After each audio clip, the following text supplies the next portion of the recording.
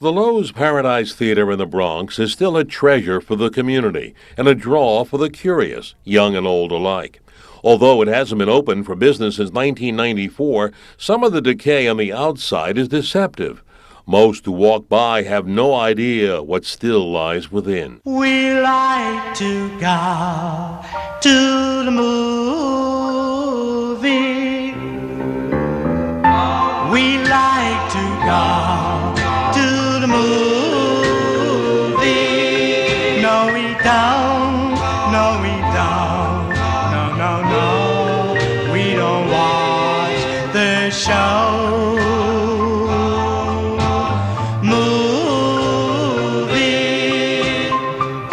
We kiss in the dark in the movie.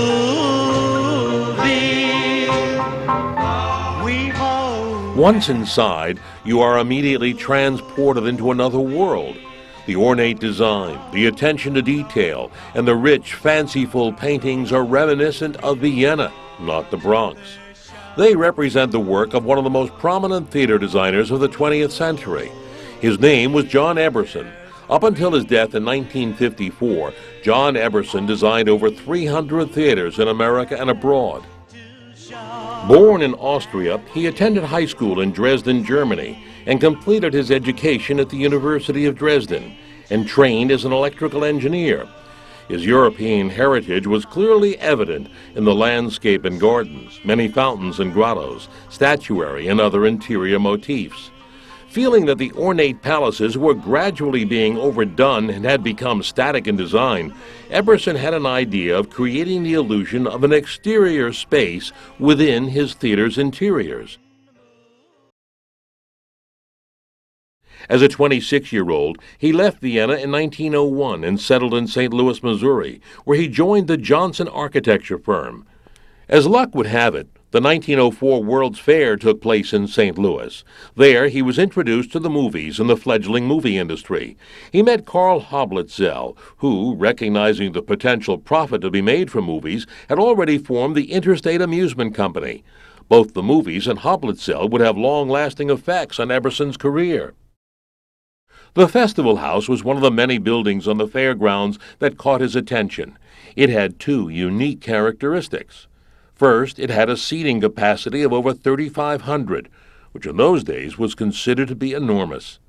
Secondly, it also housed the world's largest organ, containing 10,159 pipes. Among the many things that distinguished the Loew's Paradise from other theaters built in the 1920s is that it, too, had more than 3,500 seats, the largest by far of any Bronx theater when it was built in 1929.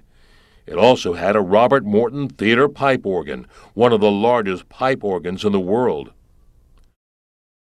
Other buildings on the fairgrounds would also prove to be inspirational. For instance, the Palace of Manufacturers had loggias and roof-open galleries overlooking an open court, very similar to the one located at the inner lobby of the Paradise. The 1904 World's Fair connected the Bronx and the Paradise Theater with the Lewis and Clark Expedition and the Louisiana Purchase. At that time, the World's Fair was celebrating the centennial of the Louisiana Purchase. Here, Eberson noted that the sculptures and nearly all the buildings at the fair were made of a material called staff, a mixture of plaster and fibers over a wooden frame. This became his principal material and was used in his atmospheric theaters, including his biggest and best, the Loew's Paradise Theater. Much of what Eberson saw at the World's Fair moved him towards the flamboyant escapism of his later theater designs. The Majestic Theater was one of the many designed by Eberson for Hoblitzell, and it was one of the final trademark atmospheric theaters. The San Antonio Majestic is one of the few atmospherics remaining of the dozens Eberson designed throughout the United States. Why don't you come back to my paradise, baby, to my paradise? Why don't you come back? Plans for a grand palace on the Grand Concourse actually dates back to late 1925, when the Hewitt Place Realty Corporation bought a small lot in the Bronx. The idea was to bring Broadway to the Bronx, but by 1927, a large property assemblage was purchased by the Concourse Realty Corporation, which planned to build a movie and vaudeville palace to lease to the Paramount Public Circuit. 2 years later, Eberson's last major atmospheric opened, and it was called the Loew's Paradise. The Paradise Theater was one of 4 planned by Paramount for major residential centers outside Midtown Manhattan. The plan included the Kings on Flatbush Avenue in Brooklyn, the Valencia on Jamaica Avenue in Queens, and the Jersey in Jersey City. When Paramount Publix looked for a central location in the Bronx, the logical choice was near the intersection of the Grand Concourse and Fordham Road, the major commercial hub of the Northwest Bronx, and already the location of a number of theaters. They broke ground in 1928, and the Loew's Paradise Theater opened for business on Saturday, September 7, 1929. At precisely 8:30 p.m., the program began amidst the gala celebration attended by local guests and dignitaries. Louise Brave opened the program with the Star-Spangled Banner, followed by the overture Divertissement Musicale, performed by the Paradise Orchestra, with Don Albert conducting. Next, Harold Ramsey played an organ solo on a $100,000 Robert Morton Wonder organ. This was followed by the live show of cameos, staged and directed by Chester Hale. Next on the bill were Dave Schuler and his Paradise Serenaders. And finally, the MGM picture, the mysterious Dr. Fu Manchu, was shown. I always had a tremendous feeling of excitement every time I walked into that theater.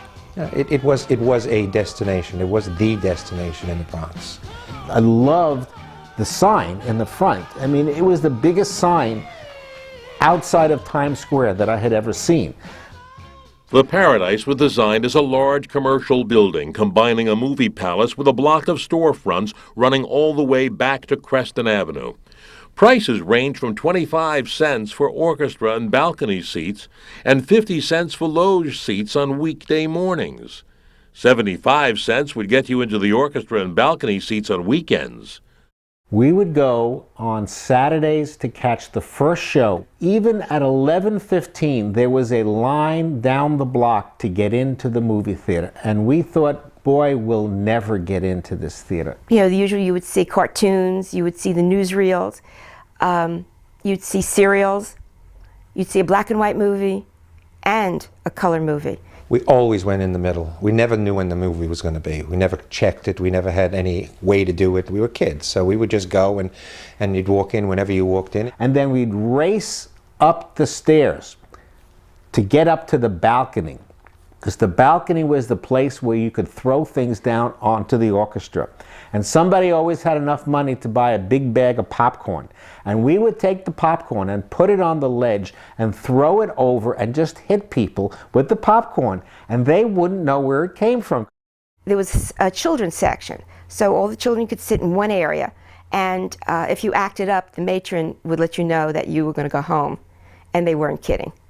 I mean, I think you were given maybe a chance, one chance, that was it. And then your parent had to come and get you. And believe me, your parent came and got you. I remember sitting through everything, having my parents come that evening, and we sat with them through the whole show all over again. And they would bring something to eat, because in those days they let you bring sandwiches or whatever it was. Like movie palaces everywhere, the Paradise played a major role in the lives of its patrons. Among hundreds of thousands of Bronx residents with memories of the Paradise, Metropolitan Opera star Roberta Peters, in a New York Post interview in 1973, recalled, and I quote, "To me, the Paradise was Sunday afternoon. We were never rich enough to live on the concourse. We used to stroll on the concourse, everybody did. First we would have Chinese food, and then we would go to the Paradise. What else was there to do on Sunday? You know, I always wanted to sing on that stage." Another Bronxite, my friend and fellow William Howard Taft alumnus, singer Edie Gourmet, remembers that when she was a kid in the Bronx and her parents were looking for her, well, they could always find her at the movies. She would often go to the Loew's Theater on 167th Street, or really the best of the best, as she would say, the Loew's Paradise Theater on the Grand Concourse. On Saturdays, Edie would sit there for hours and watch the same movies over and over again. She loved the great old musicals. And sometimes she would also close her eyes and pretend to be in the film with those wonderful stars singing those great songs. The nearly 4,000-seat capacity of the Paradise always made it a logical choice for large public gatherings, especially high school and college graduations. As I graduated in 1965 from Evander Childs High School, we had our graduation ceremony at the Loew's Paradise, and I actually performed on the stage because I played the trumpet, and I actually wore my graduation gown as I played the trumpet. In 1973, when stage trouble kept the Metropolitan Opera from taking its Summer Park program to the New York Botanical Gardens, the performance was moved to the Paradise. Roberta Peters, Anna Moffo, and Kitty Carlisle took the Fledermaus to the stage in what the New York Post described as one of the last truly splendid movie palaces in New York. Toby Solomon Cohn, whose father ran the Paradise in the 1950s, recalls, I would go there on a date, and I wanted to make sure that my dates always paid. They would pay for myself and them because they were dating me. And I wouldn't tell them that my father was manager of the theater. So I would tell my father in advance that I was coming that night with a date, and he's not to acknowledge me.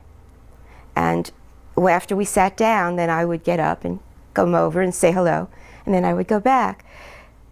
Dad wasn't happy with that. He thought that wasn't very nice, but he went along with it. We were all mortified to hear that in August 1973, the palace would be divided into two halves. Bronx cultural and civic organizations, including the Bronx Chamber of Commerce, the West Bronx Federation, and the Bronx Council on the Arts, fought to keep the theater intact.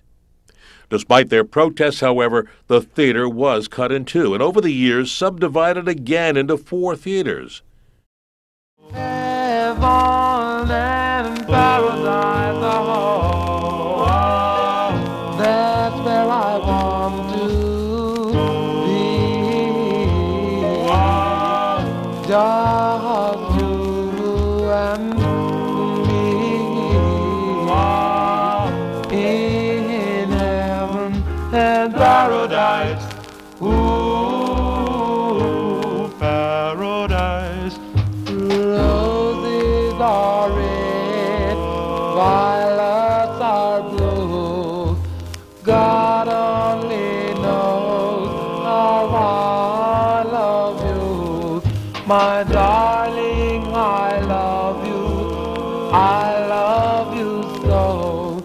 I'll never let So let's start our revisit to this one-of-a-kind theater from its exterior. The Paradise Theater is located close to 188th Street on the Grand Concourse. This 2- and 3-story steel-frame structure has 3 sections. A 3-story lobby set behind an elaborate terracotta face, a long 2-story terracotta face section containing storefronts below offices, and a 3-story section containing the stagehouse and auditorium, rising behind the store and office section. This last section is faced in brick. The visible north end of the lobby section is also faced in brick. The Grand Concourse facade is a cream-toned terracotta and red marble. The sign is flat against the facade, 3 stories high, and is crowned with a sunburst of electric lights. Near the top is a marvelous clock which portrays St. George and a dragon. At the strike of the hour, St. George would move around the clock and do combat with the dragons. I remember my father used to have the people who answered the phone when you called to find out what time movie was to start. They were always told to say good afternoon or good evening, the cool Paradise, if it was the summertime, so that you knew that it was air conditioned.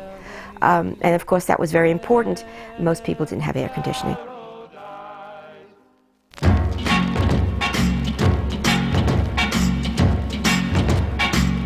Well, Saturday night at 8 o'clock, I know where As we begin to enter from the outer lobby wing, you will find a wide entrance to the ticket lobby of the theater. Entering through the impressive bronze doorway, you immediately notice a ceiling that is paneled and coppered, and the marbleized wall sections have decorative signboards for theater announcements.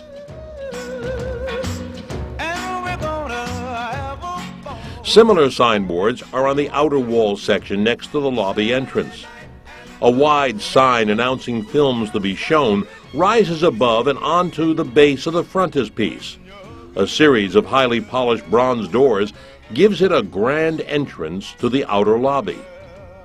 Here in this square room, you will notice a huge chandelier, classical statues, and an archway looking over a bright blue sky.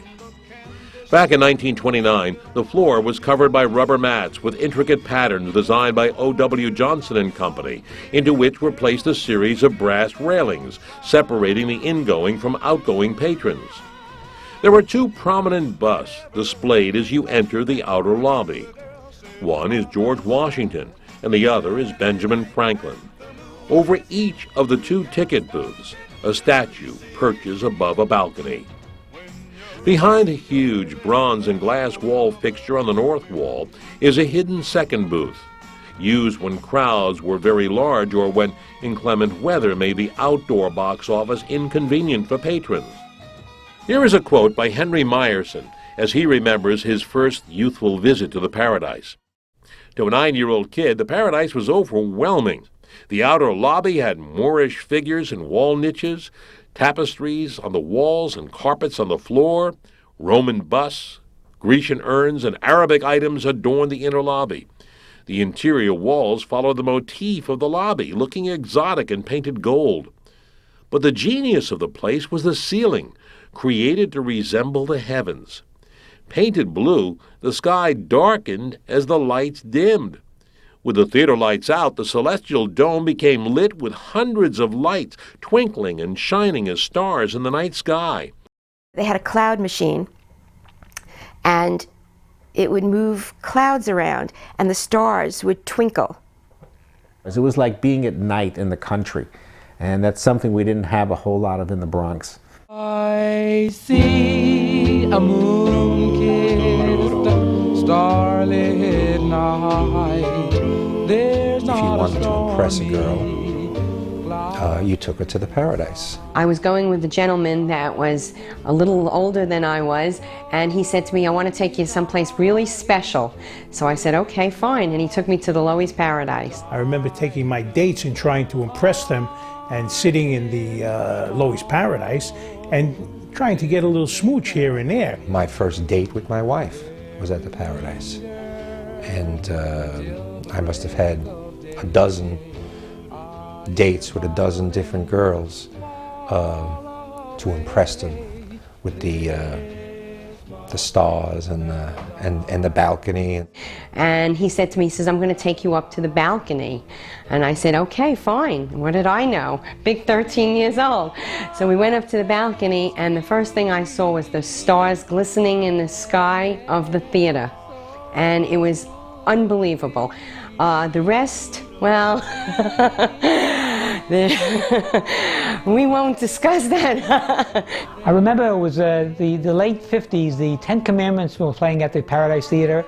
I remember going up to the balcony, and I turned to my right, and the couple to my right were breaking 9 of them.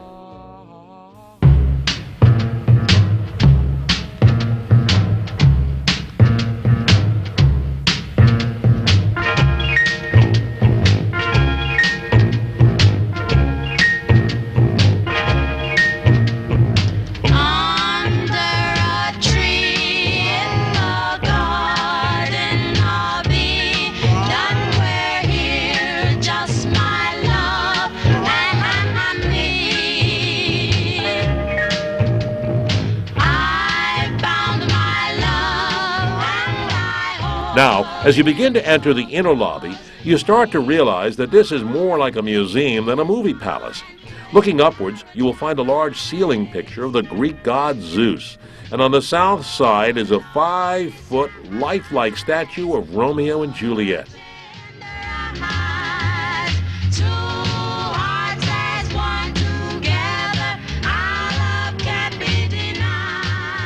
On the north side, there is a stairway and elevator to bring patrons to the mezzanine and upper balcony. Because the elevator was operator-controlled and not automatic, stanchions were placed alongside the stairway where VIPs and other dignitaries, as well as wheelchair patrons, could ride to the upper level of the balcony. Upon exiting the elevator, a wide corridor allowed for easy movement for wheelchair positioning and unobstructed viewing. On Saturday nights, the ushers would line up in front of aisle 2, 3, and 4, and they would have a head usher check over their uniforms and see that everything was correct and their hats were just correct. And the ushers had the military type uniforms with the brass buttons. And The matrons, they were matrons, and their outfits were white and they had to be crisp like a nurse. They would escort you to the seats, and also if you didn't behave, they would then summarily escort you out of the theater. The ushers were instructed to tell the patrons as they went into the orchestra seating, as they went through the doors, good evening, and we hope you enjoy the movie. Everyone had to speak clearly. They had to be on time. They stayed till the end. People picked up. You didn't have to dispose of anything. You could have left everything. You finished your popcorn, you left your bag. I mean, they took care of everything. The inner lobby is a great vaulted room patterned after the Italian church of Santa Maria della Vittoria. The golden ceiling is surrounded by assorted cherubs and has 3 large domes. The outermost domes are adorned with murals of sound and story, respectively. And the large center dome has a new deity called Film. All 3 murals, as well as 6 smaller ones, were painted by the Austrian mural painter A. Caroli. the interior was like awe-inspiring. The staircases and the decorations and the little goblins and artifacts that were hand-carved on the walls. And you'd walk into the lobby that was beautifully carpeted, and you'd stare straight ahead and see this magnificent wide staircase coming down. It was like a stairway to the stars.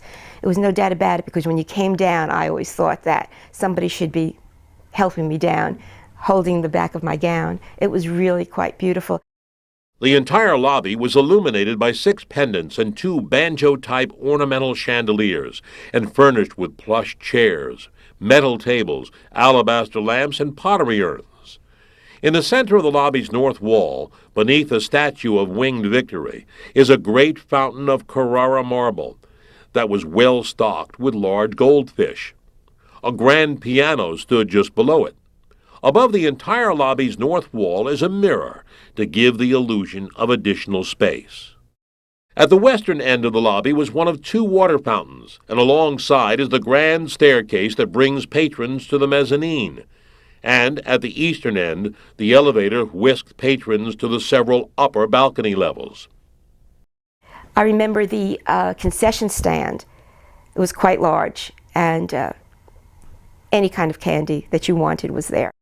The theater had a candy butler, and that was a cardboard stanchion type of thing, and it had a bowl, and it would be candy in there, and as children were leaving the theater, they could take some candy and leave the theater. At the base of the grand stairs, patrons would gaze upon an oil painting of Marie Antoinette as a patron of the arts, and a copy of Holbein's Anne of Cleves. Halfway up the stairs, you see the bronze statue of Hannibal as a child. Joe Franklin reflects. They had aquarium on the stairways. They had attendants in the men's room giving out towels and spraying perfume.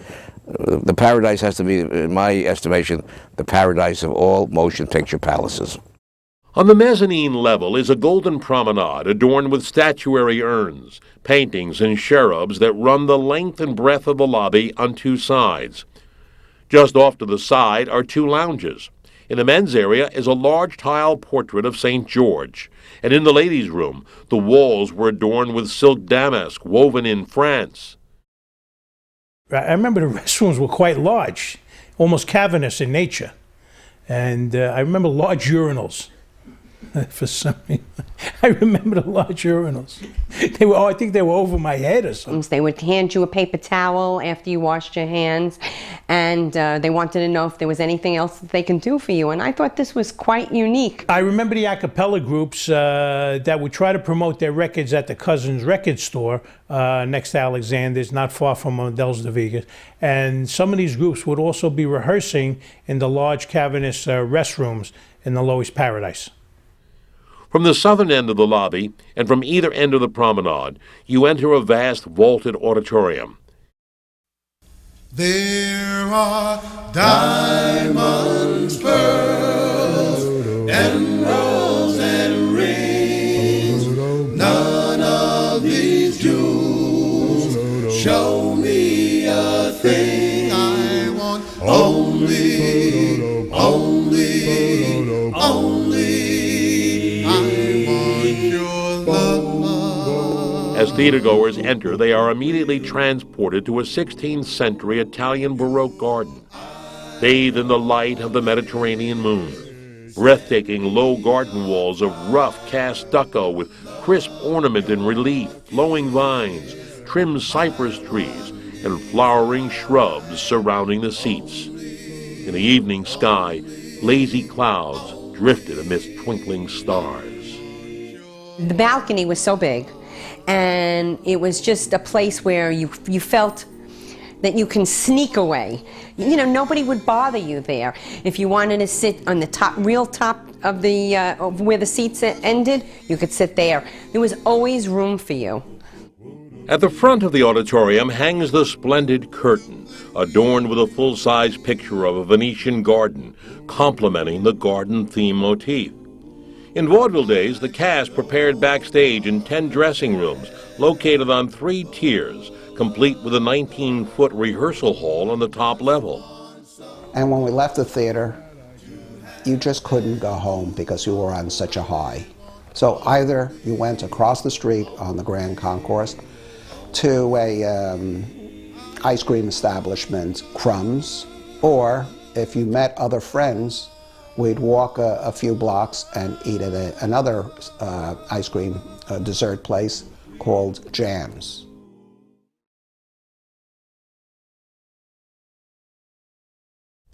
In 1999, renovation of the theater began in full force. A local real estate developer began the massive project in the hopes that the renewed structure could be used locally as a sports or arts venue. Within 2 years, much of the interior work was completed. However, time and money ran out, and the restoration was put on hold. The new owner, Gerald Lieblich, is committed to bringing the theater back to life, and there is no shortage of interest in the community. On any given day, Freddie Martinez, who provides security for the theater, says dozens of people stop by to inquire as to when the theater might reopen. Martinez is committed to the building and its beauty. Born and raised in the Bronx, he tells the story of a couple in their 70s who came back with their son to show him where they first met in the theater's second balcony. Madeline Raftery of Massapequa tells how she discovered a long-kept secret about her husband, Joe. I was leaving Orchard Beach in the Bronx one sunny day in August 1945 when I ran into my friend John, who was with a very handsome man in uniform. John introduced me to his buddy Joe, a 24-year-old Army sergeant serving with the 4th Division. One day I received a phone call at the office. The voice on the phone said he was John's friend Joe. He had called to ask me out to see a movie. We met at the Loews Paradise Theater on the Grand Concourse and then went to Crumb's Ice Cream Parlor. 2 days later, on September 6, 1947, we were married. Years later, I found from one of his friends just how shy Joe had been back then. After he had been discharged from the Army, Joe and his friends, also out of the service, were together one night. Joe told them he wanted to ask me out, but couldn't bring himself to call me up. That's when his friend Ray volunteered to help him out. It was Ray who had called me and set up our first date. Heaven and paradise Work is afoot to ensure the theater becomes a historical landmark. With this comes funding and recognition. Hopefully, the building's rebirth is around the corner. The Loew's Paradise Theater may very well be the most exquisite movie palace ever built in the United States. Its interior is reminiscent of the grandeur of the great ocean liners that once crossed the Atlantic. Theatergoers are hopeful the Paradise will once again be able to transport them to the escapism of the movies. They want it fully restored to its magnificence so that future generations will be able to capture the beauty and the euphoria that made for a unique experience. The Paradise may someday open to a vastly different Bronx audience than that which walked the Grand Concourse a half-century ago. What will never change will be the enduring charm of the Paradise Theater. Violets are blue. God only knows how I love you. My darling, I love you. I love you so. I'll never let you go. Let you go. Heaven and paradise, that's where I want to be. Just you and me in heaven and paradise.